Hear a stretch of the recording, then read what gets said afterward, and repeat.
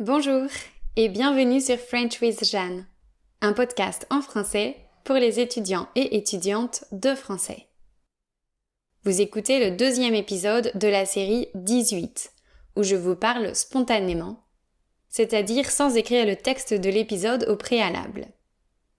Si vous êtes ici aujourd'hui, vous avez sûrement déjà écouté le premier épisode.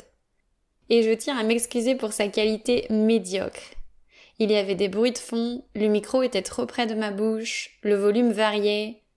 J'ai galéré à éditer l'audio et je n'en pouvais plus à la fin. J'avais sans doute perdu l'habitude de produire des épisodes. En plus de ça, j'ai beaucoup répété « et du coup » quand je parlais normalement. Au moins, c'était authentique. J'ai un peu hésité pour le sujet du jour et j'ai finalement décidé de vous parler d'une formation en ligne que j'ai suivie en mars, puisque c'est tout frais, et qu'elle a eu un impact énorme sur moi. J'ai préparé un plan, mais je m'arrêterai au bout de 10 minutes et je continuerai dans le prochain épisode si besoin. Vous êtes prêts ? Alors on y va. Donc, comme je le disais dans l'intro, j'ai suivi une formation en ligne en mars qui s'appelle Ingénierie intérieure. Cette formation, elle a été créée par un maître spirituel indien qui s'appelle Sadhguru. Et à la base, c'était pas moi qui devais la suivre. En fait, j'ai un ami ici à Nantes qui est actuellement en Inde pour 3 mois. Et il passe son séjour dans l'ashram de Sadhguru. Donc un ashram, c'est un centre de yoga et de méditation. C'est un lieu un peu isolé où les gens vont pour se ressourcer, en gros pour méditer, pour faire du yoga, pour vivre de manière un peu différente, on va dire. Donc mon ami avait acheté cette formation en ligne et il voulait la faire là-bas, sauf qu'il y avait un bug technique sur son portable et ça fait qu'il ne pouvait pas accéder au contenu. Et le truc, c'est qu'il y a 30 jours pour la compléter. Du coup, il a généreusement décidé de me la donner. Puisqu'elle était achetée, il n'y avait pas d'autre solution possible en fait. Donc j'ai accepté et j'ai suivi cette formation qui est faite de 7 vidéos qu'on peut voir seulement une fois. Donc ce sont 7 sessions de 1h30 environ.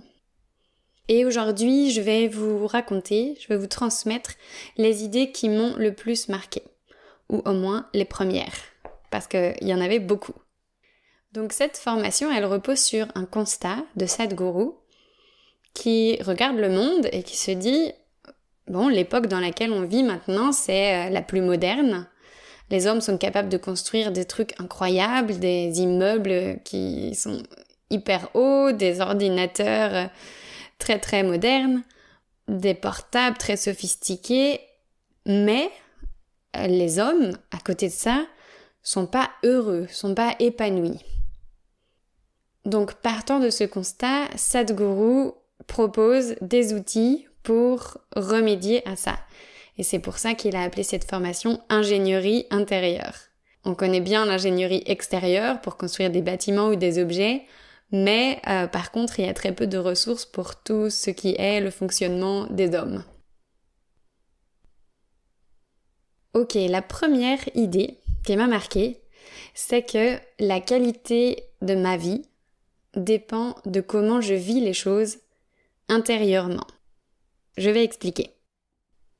Donc imaginons, aujourd'hui, il fait super beau et moi, je me sens en forme. Du coup, c'est une belle journée. Je la vis comme une journée heureuse. Maintenant, imaginons qu'il fasse le même soleil, mais que moi, j'ai mal dormi. Et là, du coup, je vais vivre exactement cette même journée de manière beaucoup plus triste. Avec un exemple aussi simple, en fait, on constate que c'est pas les circonstances qui déterminent comment on se sent. Donc là, c'est pas le soleil qui me rend heureux, puisqu'il peut y avoir du soleil et que je puisse me sentir malheureuse en même temps. Ce qui détermine comment je me sens, c'est moi, c'est mon état intérieur. Et Sadhguru pose une question simple, encore une fois. Il demande si tu pouvais choisir, là, maintenant, entre être heureux ou être malheureux, qu'est-ce que tu choisirais? La réponse, évidemment, c'est je choisirais d'être heureux. Et il dit ok, très bien, sois heureux. Sois heureux, simplement. Et en fait, ce qui est important là-dedans, c'est que ce choix-là, on l'a à chaque minute. Donc, la prochaine fois que vous vous sentirez un peu malheureux ou un peu énervé ou un peu pas content, rappelez-vous de cette question. Si je pouvais choisir maintenant, est-ce que je choisirais d'être heureux ou malheureux? Heureux, bien sûr. Donc, je change mon attitude.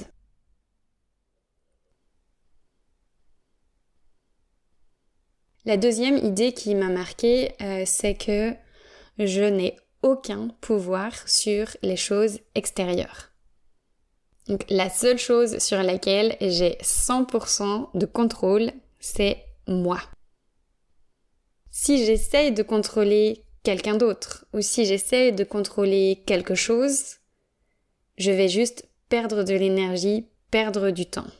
C'est juste impossible. Donc il part de ce principe-là. La seule chose sur laquelle j'ai 100% de contrôle, c'est moi.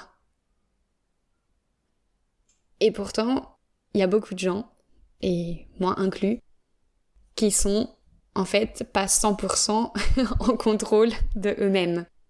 Parce que souvent, on réagit de manière compulsive, on réagit sans réfléchir, ou on agit sans réfléchir. Donc Sadhguru nous encourage à reconnaître notre responsabilité. En fait, à chaque instant, je choisis ma manière d'agir. Dans la plupart des cas, je le fais de manière totalement inconsciente. Et le but, bien sûr, c'est de le faire de manière de plus en plus consciente. Comme on disait dans la première idée, par exemple, de choisir consciemment de se sentir heureux à chaque instant, en fait. Bien sûr, ça semble un peu utopique maintenant, mais sur le long terme, je pense que c'est possible.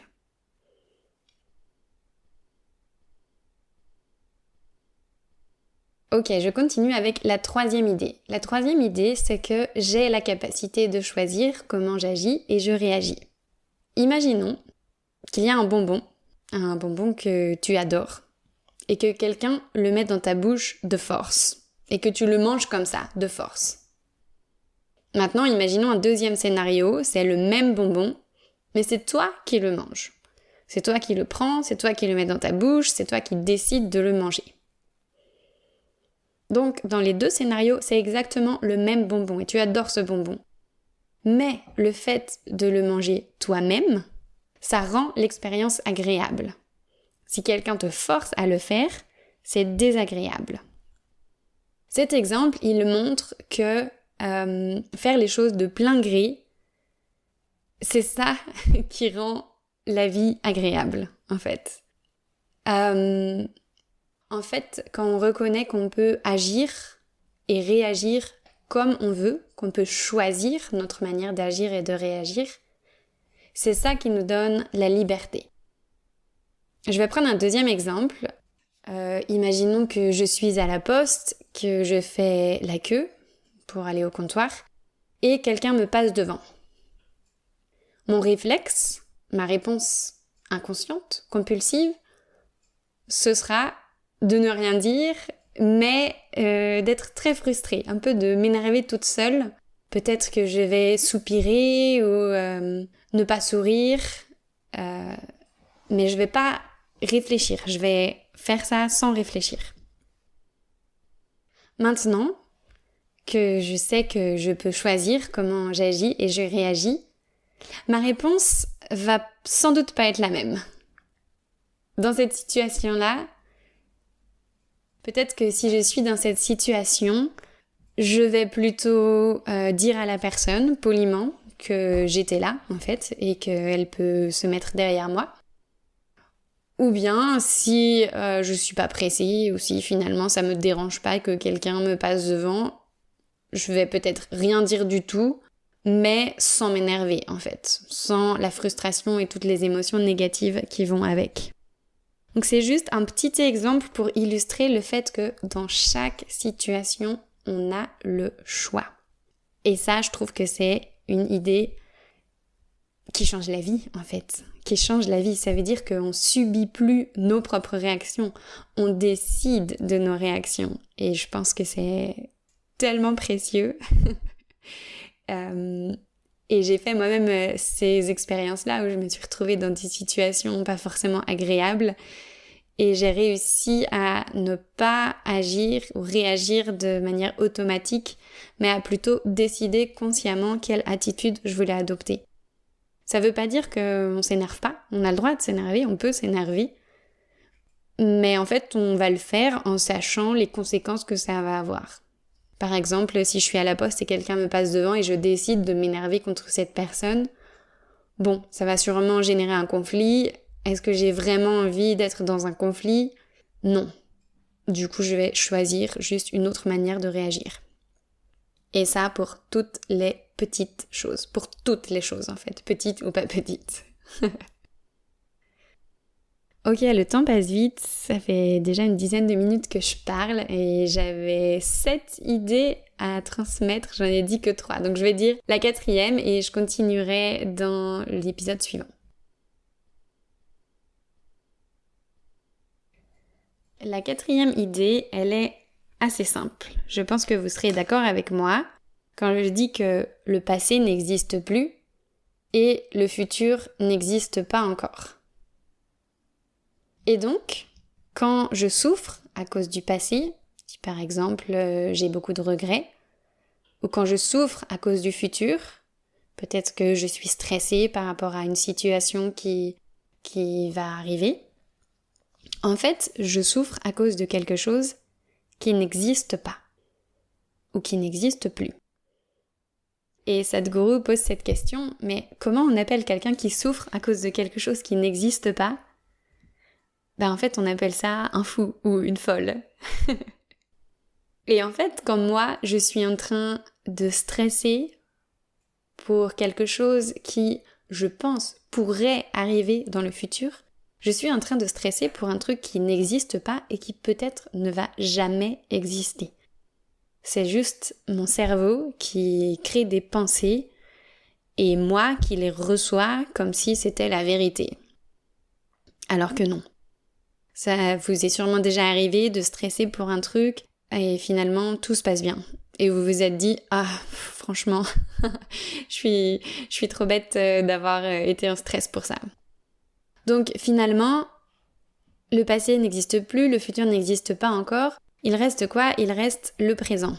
Le moment présent, c'est la seule chose qui existe. Il ne dit pas qu'il faut pas penser au futur ou au passé. Non, il faut y penser parce que c'est pratique et qu'on vit dans un monde avec des heures et une chronologie. Et il faut prévoir certaines choses. Par contre, Sadhguru explique que le problème, c'est quand on veut vivre dans le passé ou dans le futur. C'est là où c'est problématique parce que du coup, on n'est plus dans le présent. Donc la solution, c'est pas non plus de penser au présent. La solution, c'est d'être dans le présent. Être dans le présent, c'est pas quelque chose d'évident pour tout le monde. Il y a des gens, par exemple, qui sont là physiquement, mais leurs pensées sont complètement ailleurs. Ça va être une situation où on n'est ni dans le présent, parce que le cerveau est ailleurs, mais on n'est pas non plus autre part, parce qu'on est en train de penser à des choses qui n'existent pas. Donc, être dans le présent, c'est quelque chose qui s'apprend.